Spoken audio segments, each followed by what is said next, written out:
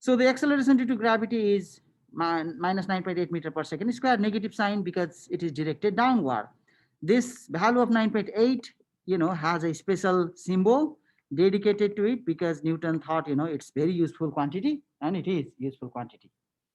This acceleration due to gravity is applied across many different equations. For example, if you wanted to find the velocity of an object after a certain time, once it is under the influence of gravity, right, you can use that first equation.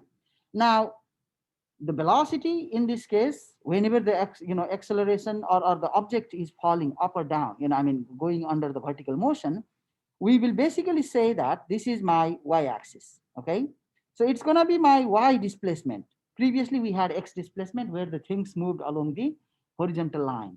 Now we will have the object going up and down. So in this case, that's the velocity. Okay, and if you have another case where you have the change in height, like we did in last class, right? Delta y equals to v naught t plus half a t square. Same thing, but just change that delta x into delta y. Similarly, v square equals to v naught square plus 2a delta y. So those being the three sets of equation where all we did was we simply changed the displacement along the x with the displacement along the y direction. That's all. Okay, we're not doing a lot of changes here. However, what we need to keep in mind is that this velocity now, if let's say that an object is falling downward, right, this velocity sometimes will be given as a symbol of dy. That subscript y indicates that the motion is along the y direction. And some of the times, if you were to throw out a projectile, for example, you were on the top of the hill and you throw a stone, at some angle, then in that case, you will have the combination of x and y velocity terms, and that makes your life a little bit more complicated, right? We're going to talk about some of those cases where you have both the x component and the y component of the motion, okay? The same equation applies, but the trick is that you need to have now x and y component. And what you have done in terms of the vector will come handy in here, because velocity is a vector. Velocity is a vector. The total velocity, for example, will be given by the Pythagorean, and the angle, which is below the horizon in this case, for example, for the velocity, is given by theta equals to tan inverse, right, Vy over Vx. So we have done this, but in this case now it will be the application.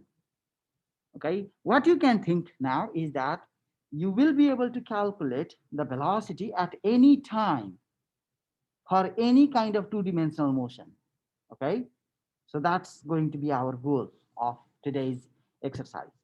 Okay, and at the end of the lecture, I will try to accommodate some of the inclined plane activity that we're going to do, and hopefully it will make a little bit more sense. All right. Okay. So the equations I have indicated here, right? Um, these are basically the same equations. On Earth, it's a 9.8 meter per second square, right? On Moon, it will be 1/6 of that gravity.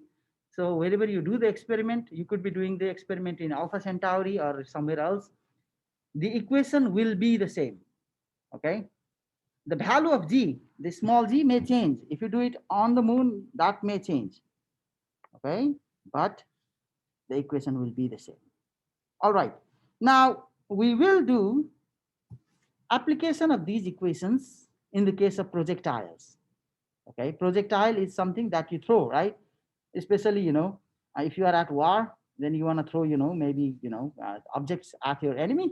So this is how you do it. Okay, you can throw objects at your enemy, and then, you see that you will have some consequences of that, which is basically application of physics. All right, you can throw an object in a couple of ways. All right, so one of the ways that you can throw the object is basically at zero angle.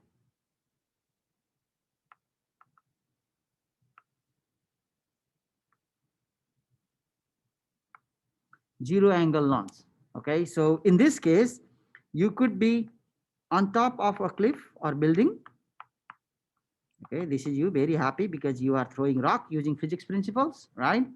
You give it initial velocity. Like, have you ever skipped a stone, right? It's fun, right?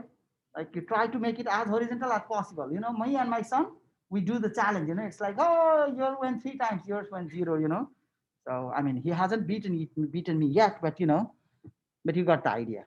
So this is how you throw the stone, for example, at horizontal. You know, as much horizontal as possible. Let us suppose that the height.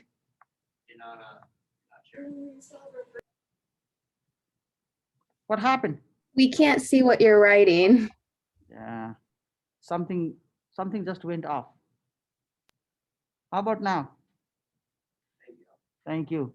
You know, in I think in Philippines last month, a math teacher was teaching through Zoom, and then he went through the lecture, 1.5 hour lecture, and in there they were not allowed to ask questions until the end of the lecture. So he went muted through 1.5 hour, and nobody could like. So thank you for telling me. I would be like, you didn't get it. It's like, yeah, you did not share your screen. All right. I don't know what happened there, but anyway, thank you for letting me know. So zero angle launch, where you are throwing the object at zero angle with the horizontal in this case. So if you look in this carefully, you will see that it has a couple of interesting motion going on. Okay, and the horizontal and vertical direction will play important role. So just pay attention here. Okay, the object is thrown at, I mean, thrown from certain height. Let's call that h. Okay, it's thrown with some initial velocity v naught, because my axis is, this is x axis, this is y axis. Okay, this is known as v naught x because it's initial velocity along x axis. Okay, you are given some initial velocity. Because you're throwing it horizontally, the vertical component of the velocity is 0. So in this case, there is no velocity along the y axis. You threw everything, along the x-axis. So there is no y component of the velocity for zero angle launch. Okay, remember that. Since you are throwing it with some velocity, right, it's a constant velocity. In this case, the acceleration along the x-axis is 0. Constant velocity means 0 acceleration. You guys probably remember that, right? Constant velocity, 0 acceleration. So the acceleration along x-axis is 0. The acceleration along the y-axis is going to be minus 9.8 meter per second square. Okay, that's the acceleration due to gravity acting downward. So that's why it's negative. That is my initial condition. Okay, guys, that's my initial condition. And as you can imagine, if you have watched a stone that you have thrown horizontally, what happens is that the stone takes a parabolic shape, right? And why is that happening is that although the x component of the velocity, the velocity remains the same, the y component of the velocity picks up in time. Over here, the y, over here in the beginning, right? The y component is 0. But as the time passes by, what happens? The velocity along the y-axis picks up, right? Every moment you look, the equation is v equals to v naught plus at.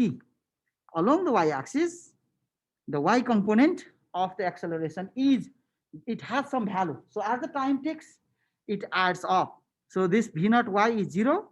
So vy is going to be minus 9.8 meter per second square times the t. So you can imagine the y component of the velocity, which is over here, it picks up every second, whereas the x component of the velocity remains the same throughout the motion. Does that make sense, everybody?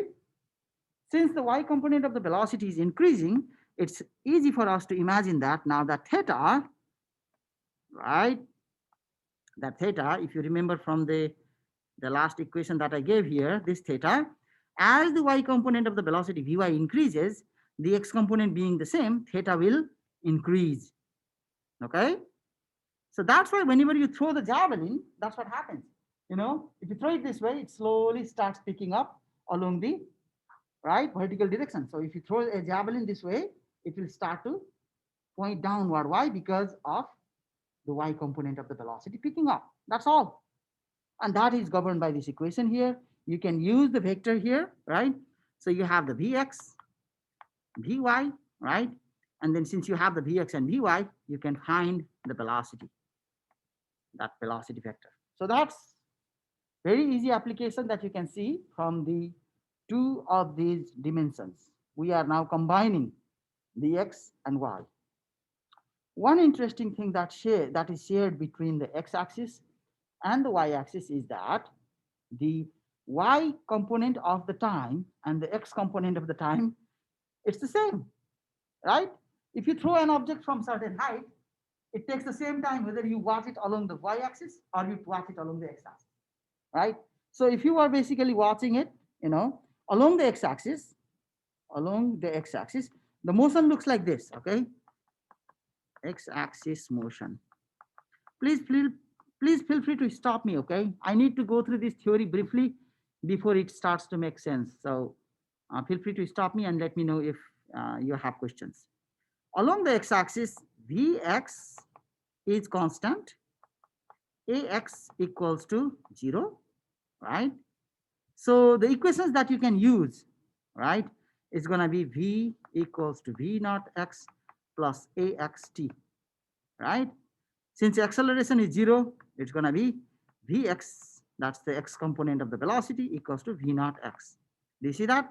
It's the same velocity everywhere, okay? Along the x-axis, the Vx is the same. And you can use other equations to see, right? For example, delta x equals to V naught x times t plus half a t squared.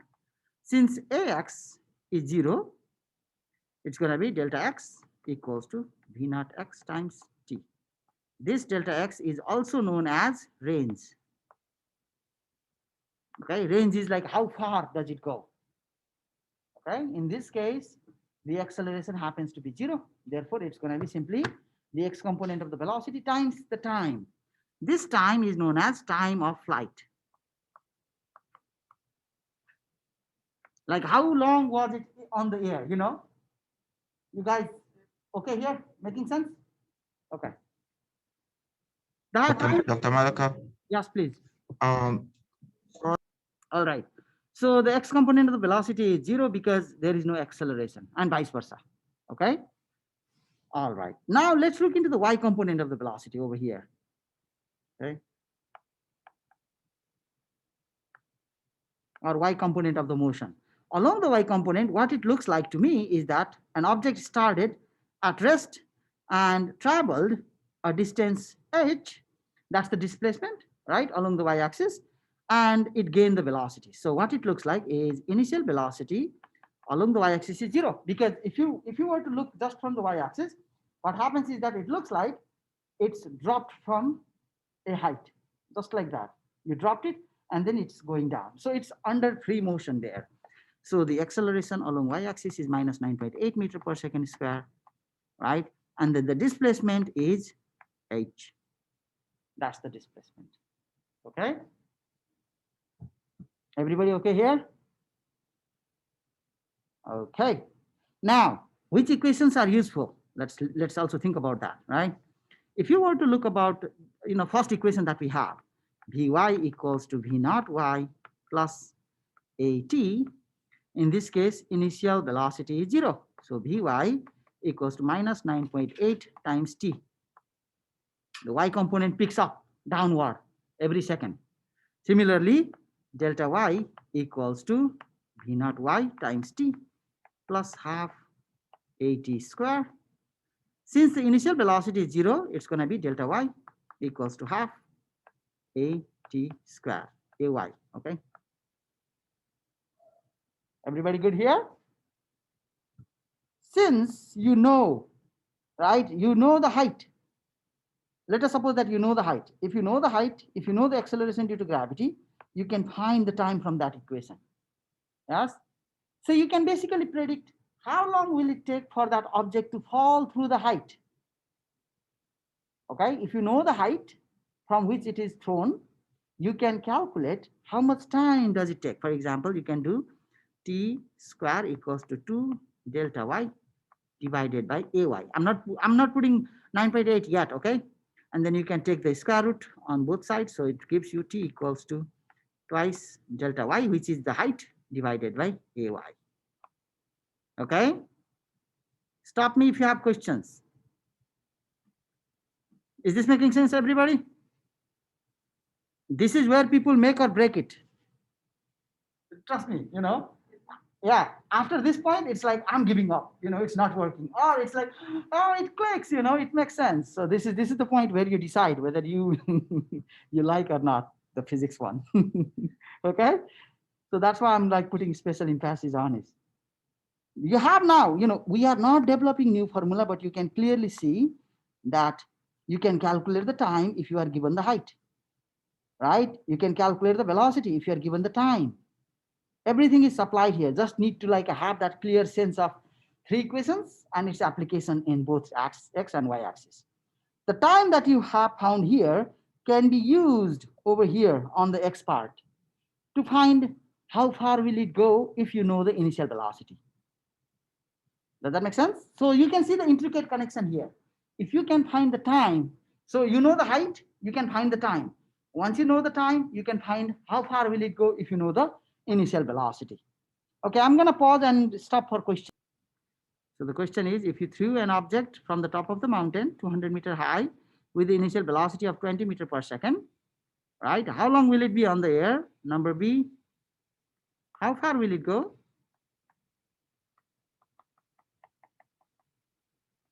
Number C, what will be its velocity? What will be its velocity when it hits the ground? Okay. Three questions. How long will it be on the air? How far will it go? What will be the velocity when it hits the ground? Okay. All right. So breakout room. I'm gonna have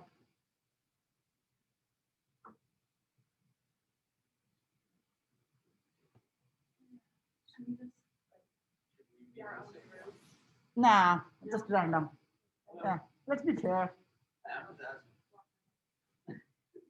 No, the thing is that I cannot let you come closer, right? So you're as good as being on the internet, this is, I know. If the internet chose you to be, if that is your destiny, that's your destiny. How about that? All right. All right, guys, go to the room.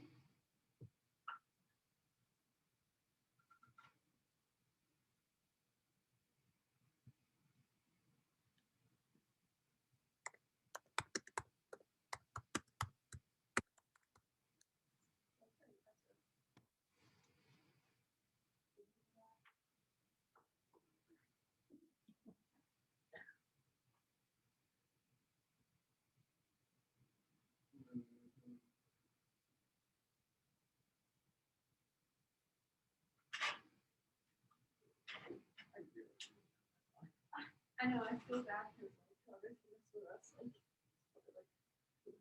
Yeah. We can think of this like, you're stuck together in the room. Stop. Stuck. Got it. Okay, now,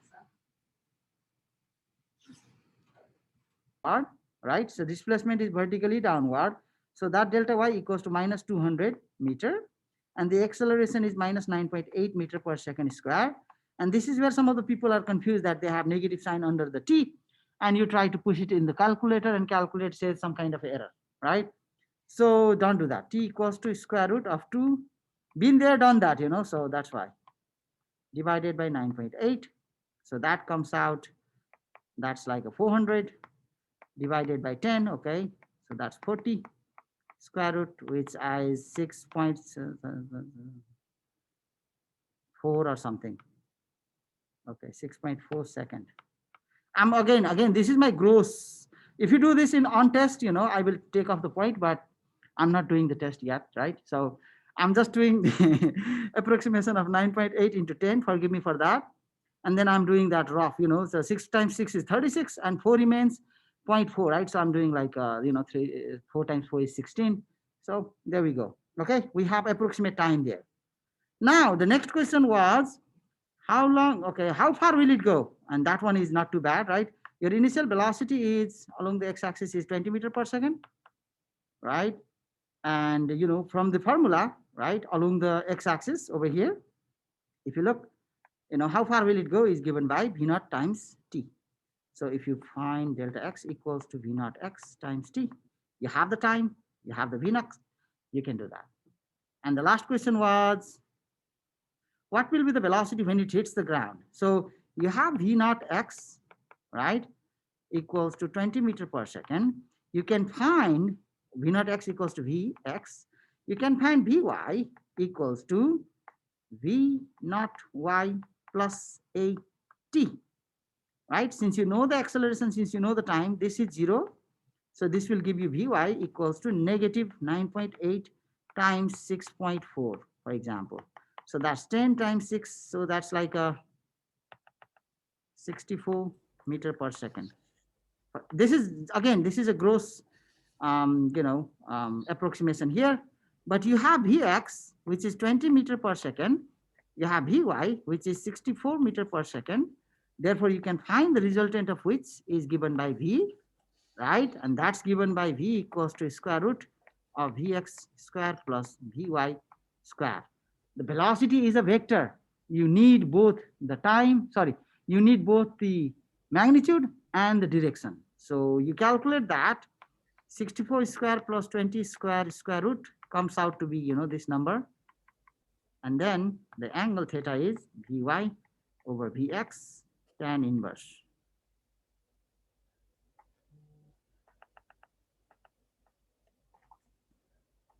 Okay. Can you do the math and give me the numbers here, please?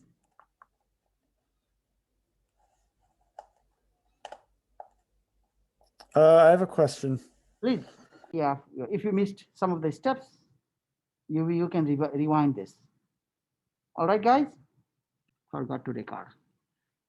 Okay. So when you throw an object, let's say if you throw a baseball, soccer ball, whatever you want to throw with some angle with the horizontal, right? You have the x and y motion activated here. And in this case, you can see that initial velocity along the x-axis is v naught cosine theta. Initial velocity along y-axis is v naught sine theta, right? The acceleration along the x-axis is 0. The acceleration along the y-axis is the g. Same thing. Now we want to see how this modifies our 3 sets of equations.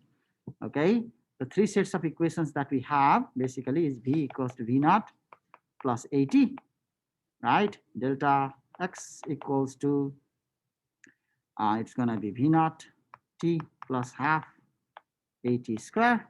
And the last set is v square minus v naught square equals to twice a delta x, right?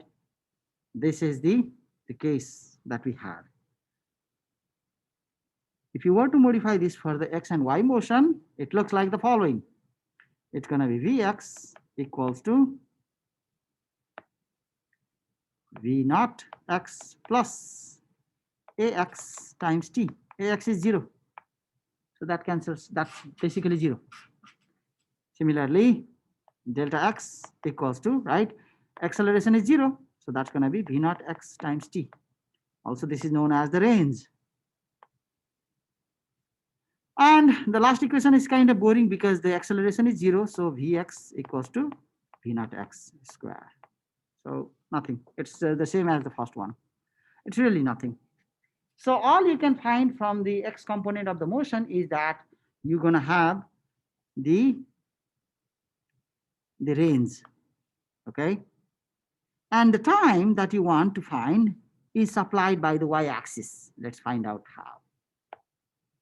Okay. Stop me if I'm going too fast, okay? Along the y-axis, vy equals to v naught y plus ay times t. Delta y equals to v naught y, right, times t plus half ay times t square. V naught Vy square minus V naught y square equals to 2a delta y. All I'm doing is I'm modifying the equation, nothing much, not a lot going on. Everybody okay here? So we're going to use these equations to find out how far the projectile will fall, right? How long will it be on the air and how high will it go? Okay. Suppose that you threw an object at an angle, right, with some initial velocity here like this. The possibilities are that if you throw an object, it will do this, right? How high will it go? How far it will go, right? And how long it will be on the air. These are three characteristics, values that you wanna calculate, okay? If you dig up, there will be formula that's available out there, but I'm gonna show you how to use these simple equations to find, okay? This is the fun part where you get to actually invent the equation instead of using, an equation made up by somebody else, okay? Think about being able to manufacture the drug that you can use. It's illegal, but you see what I'm saying. Okay, so let's look at it little bit closer. If you throw that object with some velocity v naught, let's say again 20 meters per second at an angle theta equals to 30 degree, okay, then in that case its initial velocity will be v naught cosine 30 degree. Similarly, the y component of the velocity will be v naught y equals to v naught sine 30 degree, right? We have class until 45, right? Okay, so remind me, okay? I will keep going. It will be 2 p.m. before I know. So in this case, you need to be given only that, it's like suppose you threw an object at initial velocity v naught at an angle theta. How far will it go? Okay.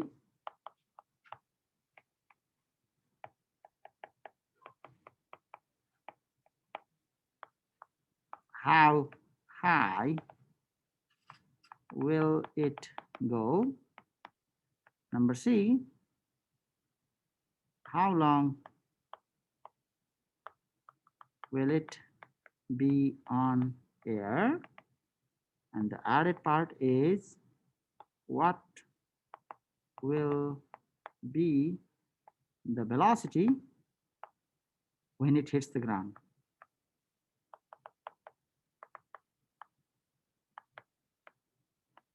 Right, as Justin Timberlake said, what goes up must come down.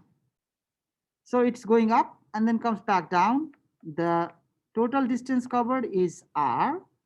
It has the components of the velocity, obviously, right, from the vector. You are now master of the vectors, right? And the maximum height it can go, let us suppose is h. I mean, this drawing is not perfect because it's a hand drawing, but this will be symmetric, okay? The half of the motion on this side will be exactly same as the half on the other side. So that looks almost like that, okay? Now what you can realize is the following. Along the y-axis, for the total motion, object goes up, comes back down. The total motion can be regarded as the following, right? The total displacement along the y-axis for the whole motion, the complete motion, it goes up, comes back down to the same level, suppose. In that case, the y displacement is 0. Do you guys agree? Right? It goes up, it comes back down, it hits the ground, same level. So the displacement along the y-axis is 0, right? And then you can write down the equations that you have here, right? You realize that since delta y is 0 here, this guy is 0, right? We can simply solve for equations here. Now, v naught y times t equals to 1/2 ay t square. There is negative sign, but from here, okay, since delta y is 0, right? Since delta y equals to 0, we can use this equation here, right? We can bring this to the left side. T is cancel out, so it becomes v naught y equals to a is minus 9.8, right? So it's going to be minus 9.8, and there is minus, those minus cancels out, times t. Okay, so this t is the time of flight, equals to v naught y divided by 9.8, which is acceleration due to gravity, g. So I'm going to simply write down this as the time of flight, in this case, is given by, oh, sorry, I missed the 2 part here. My apologies. I was like, there is a missing factor. Okay, so that multiplies there. So that's 2. 2 times v naught y is v naught sine theta divided by the acceleration due to gravity, 9.8, or I can write g. This is the time of flight. That's the magical thing that you can get. Total time of flight is 2 times v naught sine theta divided by g. Since it takes twice the v naught sine theta by g, how long will it take for this projectile to reach to the top? Okay, I'm repeating the question. From our discussion, you saw that total time of flight t equals to 2 v naught sine theta divided by g, right? If that's the case, how long will it take for it to reach to the top of the height? Total time is 2 times 2 v naught sine theta over g. How long will it take for to reach it to the top? Would it be v naught sine theta over g? Yes, it takes half the time. When it reaches to the top, the time will be t over 2. Right? It's the half time. It's reached to the top. So in this case, okay, remember this two, okay? Or try to understand. Total time of flight is going up, coming down. For a half time, it's only going up here. Okay, so that's that. So that gives me the total time of flight for half is v naught sine theta over g. Okay, now you can use that equation because all we need is equation, right? So you can find how high will it go. If you basically wanted to find how high will it go, the motion is under the influence. Okay, let me show you one thing quick. Okay, how high will it go? What's the motion? The motion looks like the following. You have v naught y, right, which is equal to v naught sine theta. The acceleration is minus 9.8 meter per second square. The time of flight is v naught sine theta divided by g. That's what we got here. So the question reduces to simple question. How far an object will go if you threw it with some initial velocity, right? That what was it, 20 meter per second at an angle of 30 degree, right? How far will it go under the influence of gravity? Does that make sense, everybody? That's the question. So the question is delta y equals to what, which is equal to h. Okay, let me know if this makes sense.